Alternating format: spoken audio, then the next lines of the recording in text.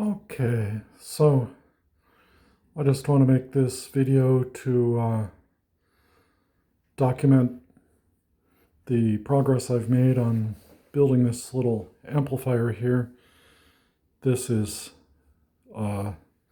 this I call the McGrath Mini. You can see the little logo there, the MGrath Mini.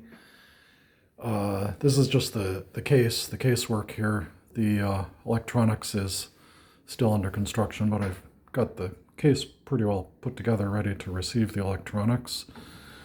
It will have a leather handle that attaches over the top here, and that is to, as opposed to attaching a handle on the top, that's so that the top always remains flat and free of obstruction so you can set things on it.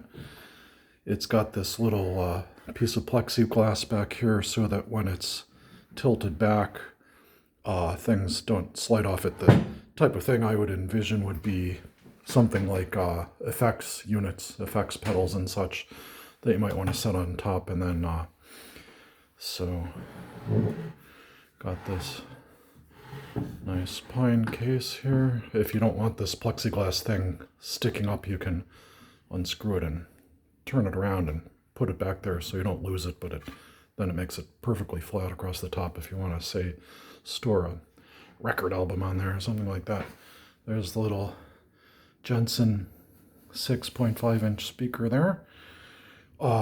This is going to be a single-ended EL84 output amplifier, so it'll be pushing about 3 or 4 watts RMS, more or less. Class A, so full tube amp, of course.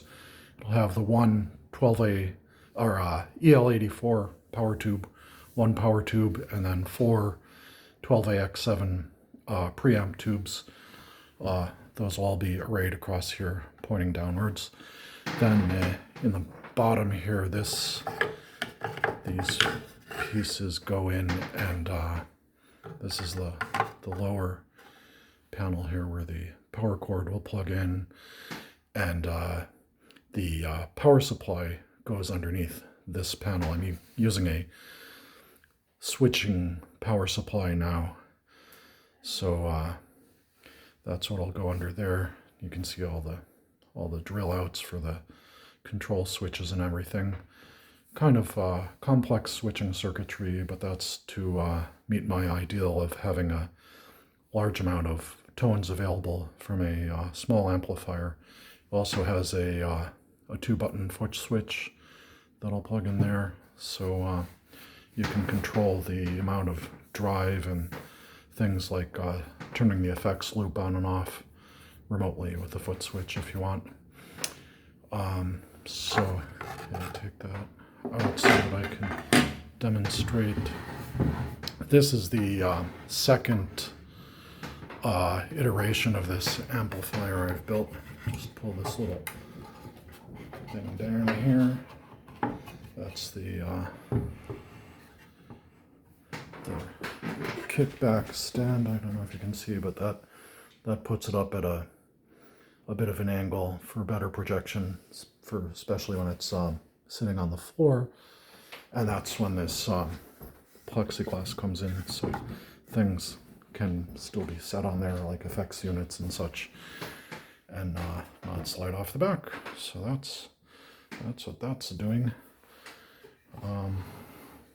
So yeah, that's what the casework's looking like, and electronics are coming up next. I got the prototype from the first unit that I built, but I'm making some changes to various aspects of the circuitry, and got probably another 2 months of work to finalize all of that and pop it in here, and then hopefully that'll solidify the design. This is a unit that I expect to be producing and selling on a small scale as a commercial product, my first commercial product. Then I'll also have a larger stereo amplifier that'll be called the McGrath Stereo, and that'll be using probably two 8-inch speakers, or I may have a configuration with 10-inch speakers, so it'll be a little bit bigger of a case. Although still, as always, I design things to be as small as physically possible and as reasonably possible. That's what I've done with this amp. It's pretty much the smallest case that I could make to house the number of tubes that it's going to have, and a size of speaker that gives pretty reasonable tone. Of course, you can always hook this up to an external speaker as well. I haven't actually tried that myself, but I want to try plugging it into a 412 cabinet. Should be able to drive that. Won't necessarily get louder, but it will get a fuller sound, more bass. So yeah, it's going to be a versatile little amp. But that's what the casework is looking like so far. Okay, bye for now.